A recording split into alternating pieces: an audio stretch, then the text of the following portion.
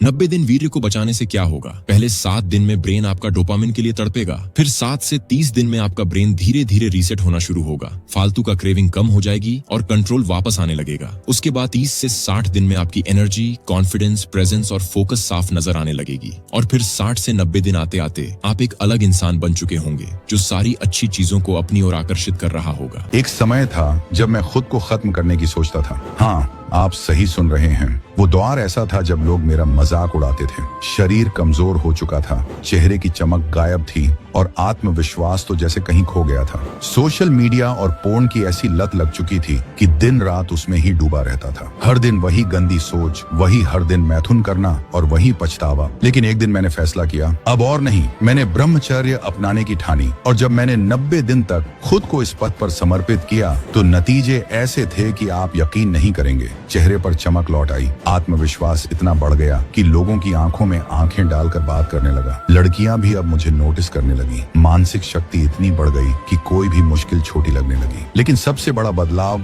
जिंदगी जीने का नजरिया ही बदल गया। आज वही लोग जो मेरा मजाक उड़ाते थे मुझसे प्रेरणा लेते हैं, मेरी कहानी सुनना चाहते हैं। वो जानना चाहते हैं कि आखिर कैसे ब्रह्मचर्य के मात्र 90 दिनों ने मेरी पूरी जिंदगी बदल दी। अगर आप भी अंदर से थक चुके हैं, बार बार वही गलतियां दोहरा रहे हैं और खुद को बर्बाद होते देख रहे हैं तो रुक जाइए। ये वीडियो आपकी सोच बदल सकता है, आपकी जिंदगी बदल सकता है। तो बने रहिए मेरे साथ, क्योंकि आज मैं आपको बताने वाला हूँ 90 दिन ब्रह्मचर्य पालन के वो जबरदस्त फायदे जो आपके जीवन में क्रांतिकारी बदलाव ला सकते हैं। दोस्तों, मेरा नाम राहुल यादव है और मैं छत्तीसगढ़ से बिलोंग करता हूँ। मैं आज यहाँ ट्यूब एक्सपर्ट्स चैनल पर अपना 3 महीने का ब्रह्मचर्य अनुभव साझा करने आया हूँ। मुझे पता है आप भी उसी दर्द से गुजर रहे हैं जिससे मैं कभी गुजरा था, लेकिन शायद मेरी कहानी सुनकर आपकी जिंदगी भी बदल जाए। एक वक्त था जब मेरी हालत बेहद खराब थी। शरीर कमजोर हो चुका था, आत्मविश्वास जैसे कहीं खो गया था और जिंदगी में कोई दिशा नहीं बची थी। सोशल मीडिया और बुरी आदतों ने ऐसा जकड़ रखा था कि खुद को आजाद करना नामुमकिन लग रहा था। हर दिन वही पछतावा, वही आदतें और वही खुद से किए गए अधूरे वादे। लेकिन फिर एक दिन मैंने ठान लिया,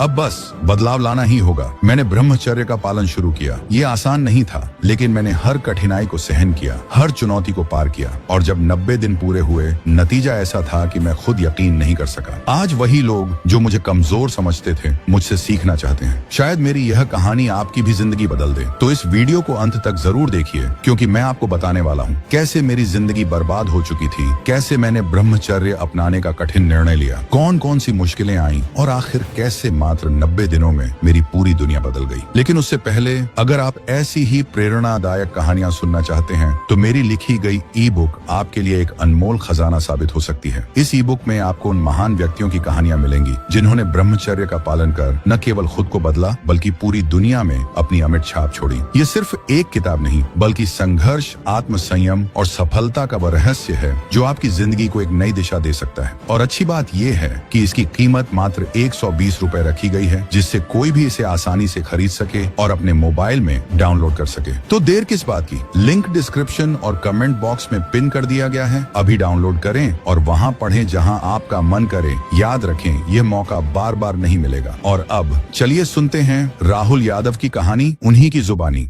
मुझे आज भी याद है वो दिन जब मेरी जिंदगी बर्बाद होनी शुरू हुई थी। उस दिन भी सब कुछ आम दिनों जैसा था। स्कूल से घर आया, बैग फेंका और बाहर खेलने जाने ही वाला था कि मेरे दोस्त आ गए। उनके चेहरे पर एक अजीब सी शरारत थी। एक दोस्त ने कहा, अरे राहुल, एक चीज दिखाते हैं, बहुत मजेदार है। मैंने हंसकर पूछा, क्या चीज? बस देख ले, मजा आएगा। फिर उन्होंने मोबाइल निकाला और एक वीडियो चला दी। मैंने स्क्रीन पर देखा और मेरा दिमाग सुन्न हो गया। ये कुछ ऐसा था जो मैंने पहले कभी नहीं देखा था। कुछ ऐसा जिसे देखने पर दिल की धड़कन तेज हो गई थी, शरीर में एक अजीब सी हलचल मच गई थी। वो पोर्न था। पहले तो मैंने मना कर दिया, लेकिन दोस्तों ने कहा, अरे भाई, तू बहुत सीधा है, ये सब तो नॉर्मल है, सब देखते हैं। मैंने भी झिझकते हुए पहली बार देखा। उस एक बार देखने ने मेरी पूरी जिंदगी बर्बाद कर दी। उस दिन लगा कि यह बस एक बार है, लेकिन फिर दूसरी बार देखने का मन हुआ, फिर तीसरी बार, फिर चौथी बार। अब तो हाल ये था कि दिन में कई कई बार देखने की तलब उठती। अब स्कूल से आते ही कमरे में घुस जाता, दरवाजा बंद करता और फिर मोबाइल निकालकर वही सब देखने लगता। शुरुआत में यह सब अजीब लगता था,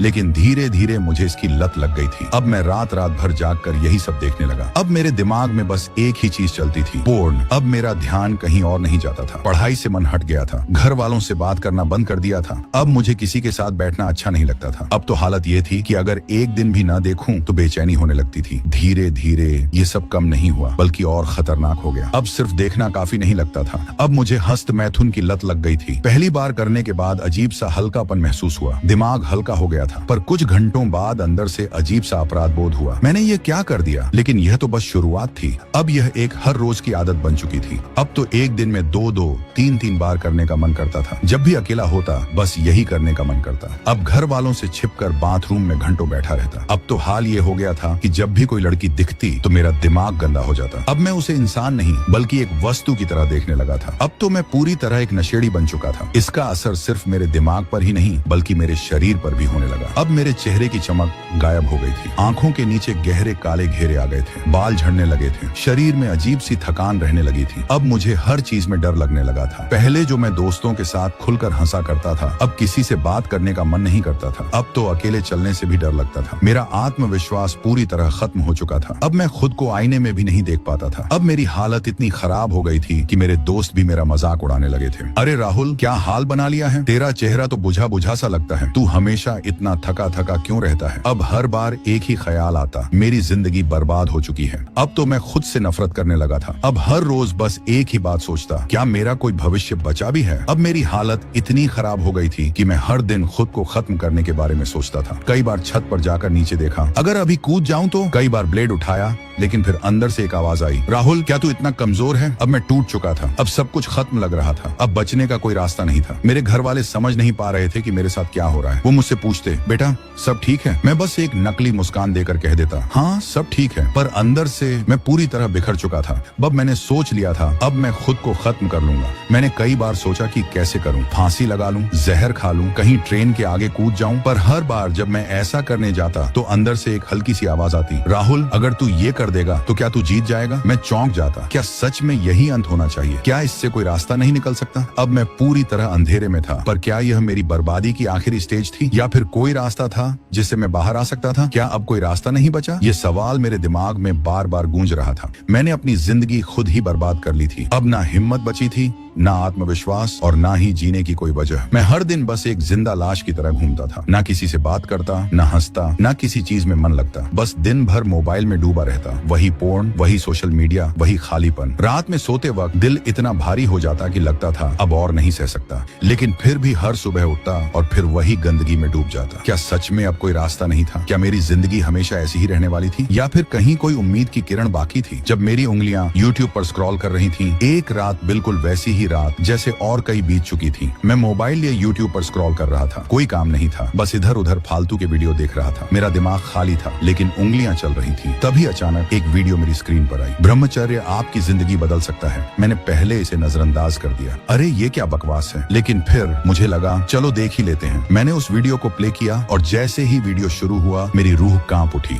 वह कोई आम वीडियो नहीं थी, वो एक ऐसी सच्चाई थी जिसे मैं हमेशा से नजरअंदाज करता आ रहा था। वो वीडियो ट्यूब एक्सपर्ट्स चैनल की थी, जिस चैनल पर आज मैं खुद अपनी कहानी शेयर कर रहा हूँ। उस वीडियो में जो बातें कही जा रही थी वो मेरे सोचने की हर सीमा से परे थी। अगर तुमने ब्रह्मचर्य अपना लिया तो तुम्हारी पूरी जिंदगी बदल जाएगी। तुम्हारा आत्मविश्वास आसमान छूने लगेगा, तुम्हारा चेहरा चमकने लगेगा, तुम्हारी आंखों में ऐसी शक्ति होगी कि लोग तुम्हें देखकर मोहित हो जाएंगे। मैं सन्न रह गया, मेरे कानों में सिर्फ वही शब्द गूंज रहे थे, क्या सच में ऐसा हो सकता है? क्या वाकई में ब्रह्मचर्य मेरी बर्बाद हुई जिंदगी को ठीक कर सकता है? मैंने वीडियो आगे देखनी शुरू की। वहाँ बताया गया कि कैसे महान लोग ब्रह्मचर्य के बल पर ऊंचाइयों तक पहुंचे थे। स्वामी विवेकानंद, महात्मा गांधी, आदि शंकराचार्य, ये सब नाम मैं पहले भी सुन चुका था। पर उस दिन मैंने पहली बार जाना कि इनकी शक्ति का असली कारण क्या था। ये सब लोग ब्रह्मचर्य का पालन करते थे। इनकी आंखों में तेज था, इनकी आवाज में दम था, इनके विचारों में वो शक्ति थी जो दुनिया को बदल सकती थी। और मैं तो बस एक गिरे हुए इंसान की तरह अपनी ही बर्बादी का तमाशा देख रहा था। फिर उस वीडियो में एक बात कही गई जिसने मेरी आत्मा को हिला कर रख दिया। अगर तुम पोर्न और हस्त मैथुन में लगे रहे तो तुम्हारी पूरी जिंदगी बेकार चली जाएगी। तुम चाहकर भी अपनी जिंदगी में कुछ बड़ा नहीं कर पाओगे। तुम्हारा आत्मविश्वास हमेशा खत्म रहेगा। कोई भी लड़की तुम्हारी तरफ देखेगी भी नहीं। तुम अपनी जवानी को खुद अपने हाथों से बर्बाद कर रहे हो। मुझे ऐसा लगा जैसे ये सब मेरे लिए ही कहा जा रहा हो, जैसे वीडियो बनाने वाले को पता हो कि कौन इसे देख रहा है और किस हाल हाल में है। अब मैं खुद से नफरत करने लगा था। क्या सच में मैं अपनी ही जिंदगी को खत्म कर रहा हूँ? अब मैंने फैसला कर लिया था, मैं ब्रह्मचर्य अपनाऊंगा। लेकिन यह कोई आसान सफर नहीं था। बस अब और नहीं। इस बार खुद से किया हुआ वादा तोड़ना नहीं था। लेकिन जैसे ही शुरुआत की, पहले ही दिन ऐसा लगा मानो पूरा शरीर मेरे खिलाफ बगावत कर रहा हो। सुबह उठते ही मोबाइल उठाने की आदत थी, लेकिन अब समझ आ गया था